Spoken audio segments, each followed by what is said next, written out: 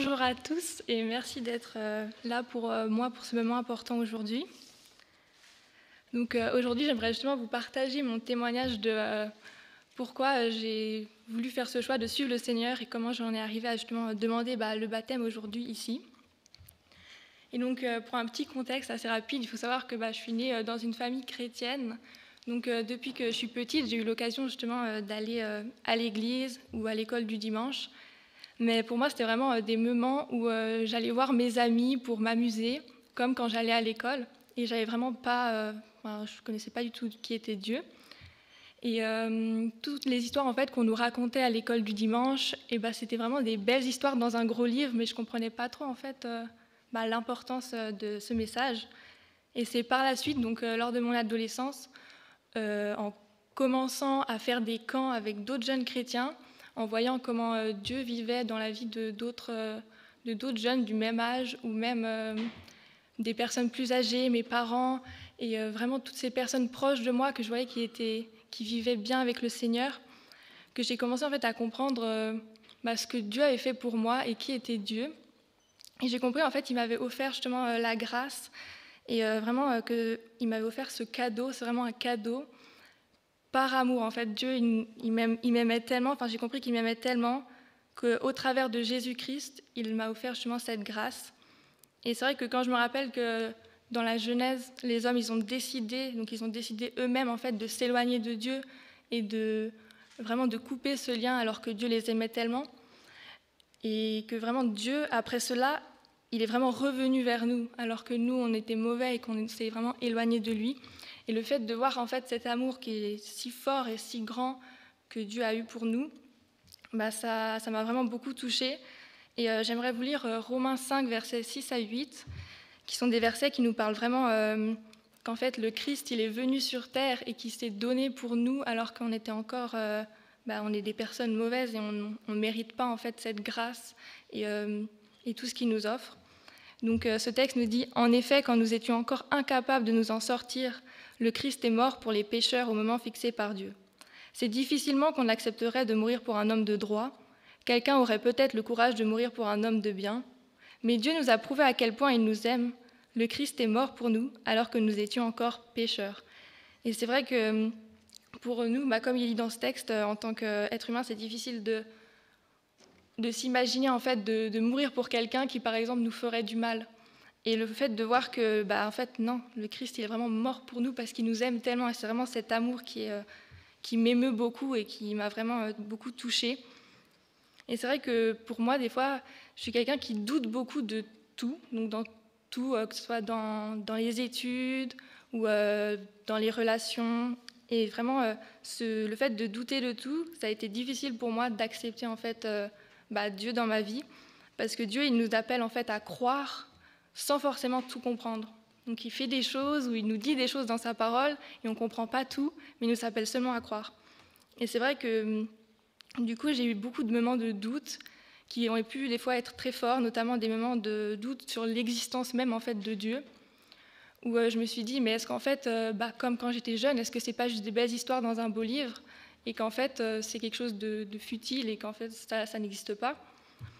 Et lors d'une prédication il y a à peu près 5 ans de cela, j'ai été vraiment touchée par une phrase, par une citation qui disait « Plus on zoome sur les œuvres créées par l'homme, plus on en trouve ses défauts, mais plus on regarde attentivement et en détail l'œuvre de Dieu, c'est-à-dire la nature, les températures, les êtres vivants et même les hommes, plus on en voit sa complexité et sa perfection. » Et c'est vrai que moi, par exemple, qui suis dans le domaine de l'architecture, le fait de voir vraiment que nous, quand on crée quelque chose, on va regarder au détail, on va voir des défauts, on va voir tout ce qu'on crée en fait n'est pas parfait, mais que lorsqu'on regarde une fleur ou un être vivant, plus on va l'analyser, plus on va se rendre compte en fait que c'est incroyablement bien fait et qu'on ne peut pas en fait nous-mêmes expliquer comment ça a été fait. Et c'est vraiment cette phrase qui depuis 5 ans en fait un peu m'a portée pour me dire mais en fait non, tout ce qui a été créé autour de nous, ça n'a pas été créé par n'importe qui et que Dieu existe vraiment. Et c'est vrai que j'ai eu d'autres doutes parce que je doute de tout. Et j'avais le doute aussi et l'impression que Dieu était un Dieu passif. Donc même si j'avais compris que Dieu, il existait, que j'avais compris sa grâce, tout ce qu'il nous offrait, je ne le voyais pas en fait agir. C'était comme s'il était là, mais il n'était pas là, il n'agissait pas en fait sur Terre. Et c'est vrai que c'est au travers de témoignages ou en parlant avec d'autres personnes chrétiennes que je me suis rendu compte que en fait, Dieu, il agit toujours sur Terre. Et j'aimerais vous partager le témoignage de ma grande-tante Chantal, que pour ceux de l'Église, vous pouvez le retrouver aussi dans le colporteur 2020, enfin de septembre 2020. Donc il faut savoir que Chantal, elle est diabétique.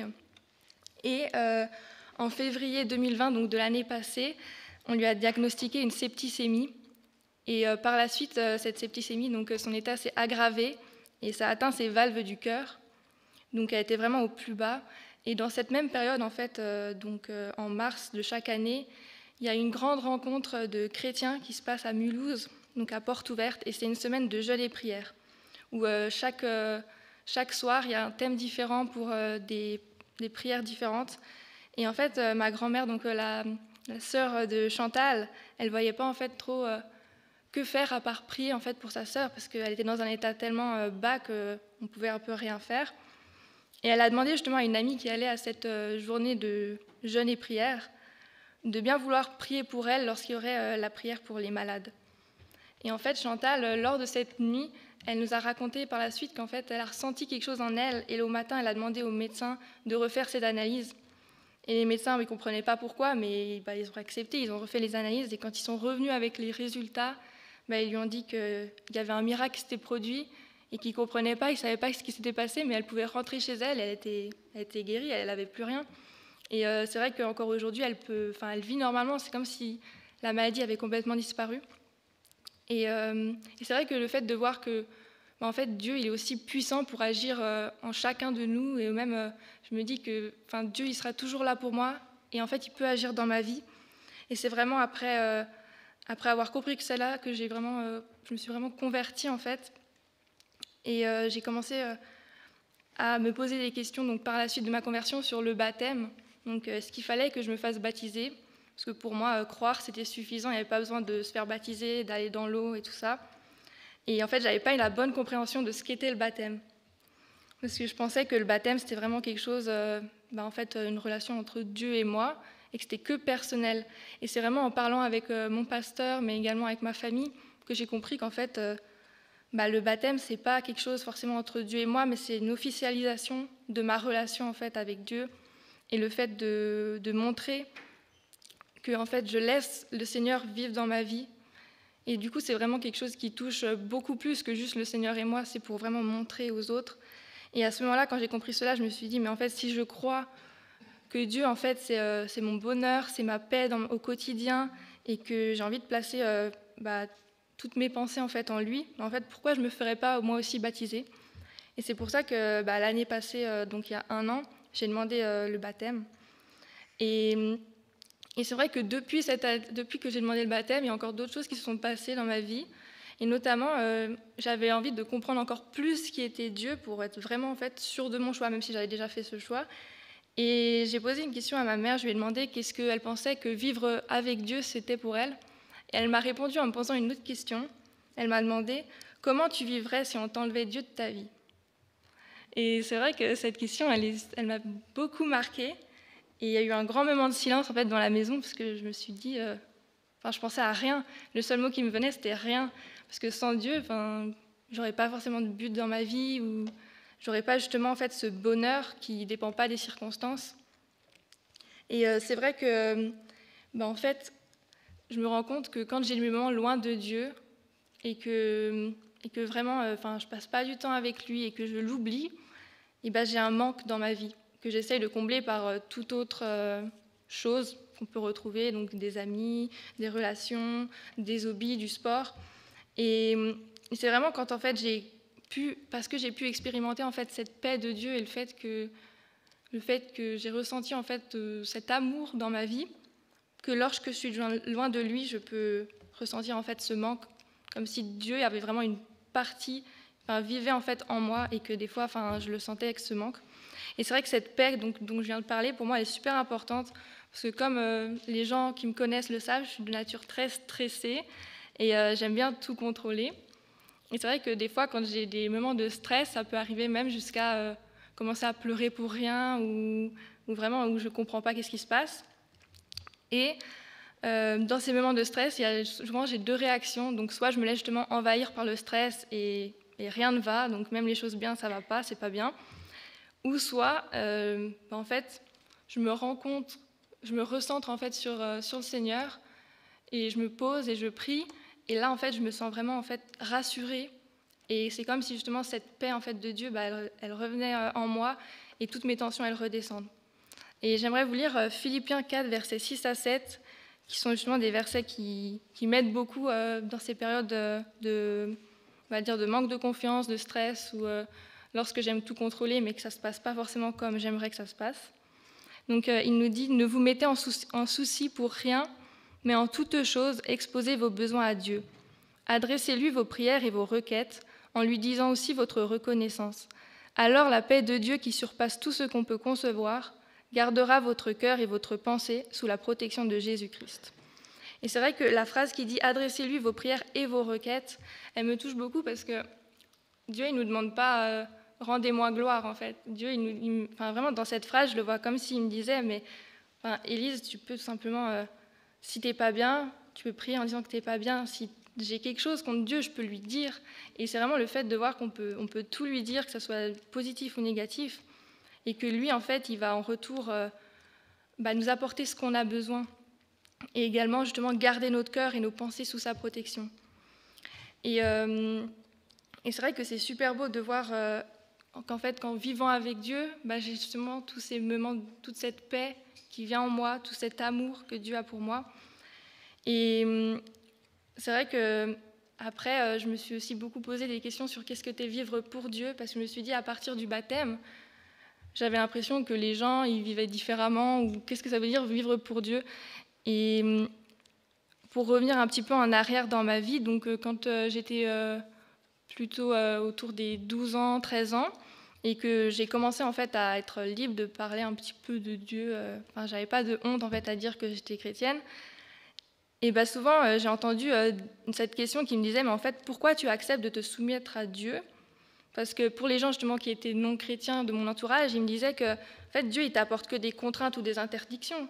C'est-à-dire que tu n'as pas le droit de faire certaines choses, ou voilà, et c'est vraiment des contraintes.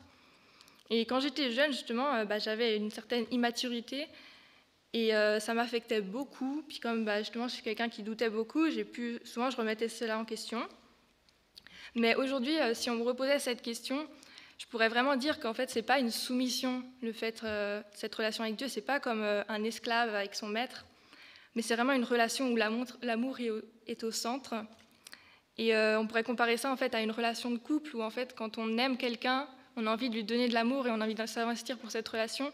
Et avec Dieu en fait c'est pareil. Quand on se rend compte de l'amour qu'il nous porte, on a envie en fait que notre vie, ça soit le reflet en fait de cet amour autour de nous.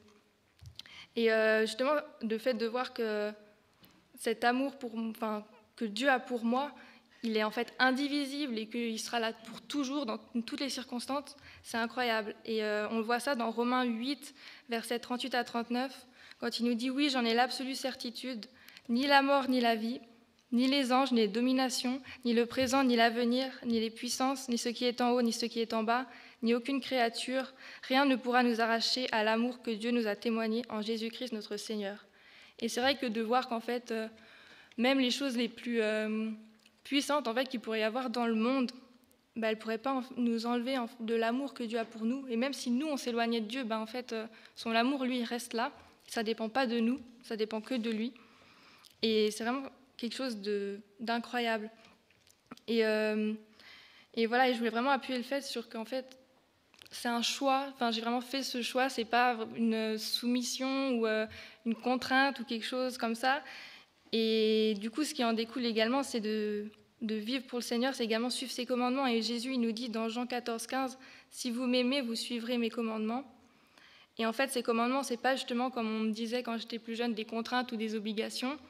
Et j'ai vraiment compris qu'en fait, c'était des conseils que Dieu nous donnait pour qu'on puisse vivre en fait heureux, parce que Dieu, il veut que notre bien. Il veut qu'en fait, on soit heureux dans ce monde.